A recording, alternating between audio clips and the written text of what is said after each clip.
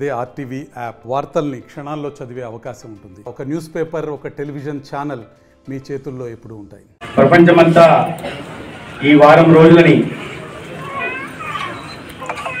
World breast feeding వీక్గా పాటిస్తారు. అయితే వీటి ప్రధాన ఉద్దేశం ఏంటంటే తల్లిపాల ప్రాముఖ్యత గురించి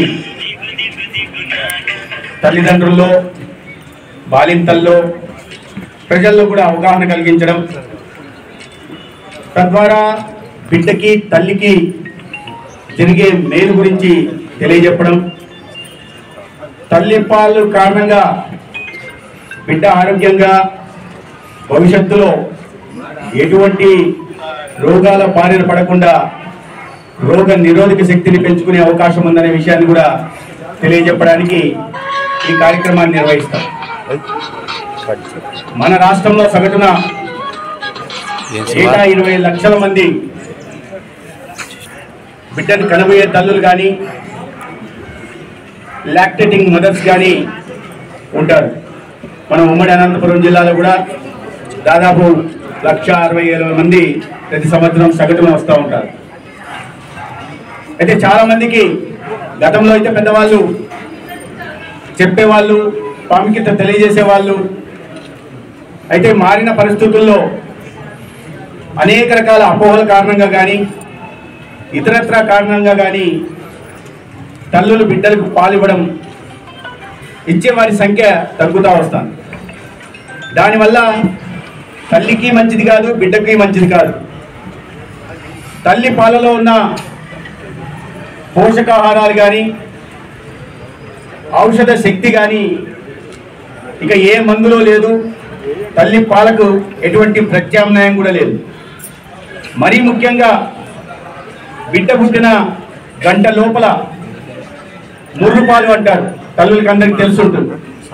ముర్రుపాలు పట్టించడం చాలా ముఖ్యం, తప్పనిసరి కూడా. ఈ ముర్రుపాలలో ఉన్న పోషకాహారాలు, ఔషధ శక్తి ఇక నేను ముందుగా చెప్పినట్టు ఏ మందులోనూ లేదు.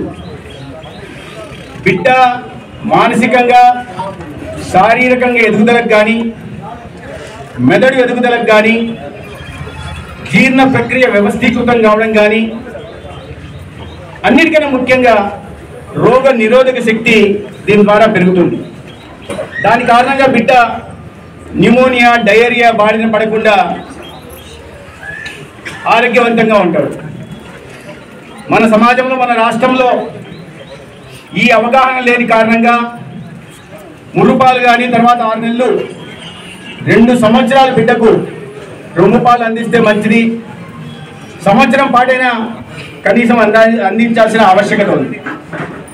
ఇవి తక్కువ కావడం వల్ల 5 సంవత్సరాలలోపు పిల్లలు డయేరియా బారిన పడడం, న్యూమోనియాతో మరణించడం, మార్టాలిటీ రేట్ కూడా ఎక్కువగా ఉంటుంది. వీటిని దృష్టిలో పెట్టుకొని పిల్లలు మానసికంగా, శారీరకంగా ఎదుగుదల సాధించాలి, ఆరోగ్యంగా చివరిదాకా ఉండాలంటే తల్లిపాలు, మరీ ముఖ్యంగా ముర్రుపాలు అందించడం చాలా ముఖ్యం.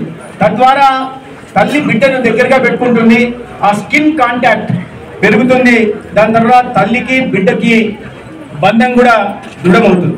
తద్వారా బిడ్డతో బంధం పెరగడం ఒకటైతే, రెండోది తల్లి కూడా భవిష్యత్తులో రొమ్ము క్యాన్సర్ బారిన, ఓవేరియన్ అండాశయ క్యాన్సర్ బారిన పడకుండా జాగ్రత్త పడే అవకాశం ఉంది. అంటే ప్రివెంటివ్ హెల్త్ కేర్ని మన ప్రకృతి ఆ రకంగా, మనకు దేవుడు ఆ రకంగా అందించాడు, ప్రకృతి ఆ రకంగా అందించింది.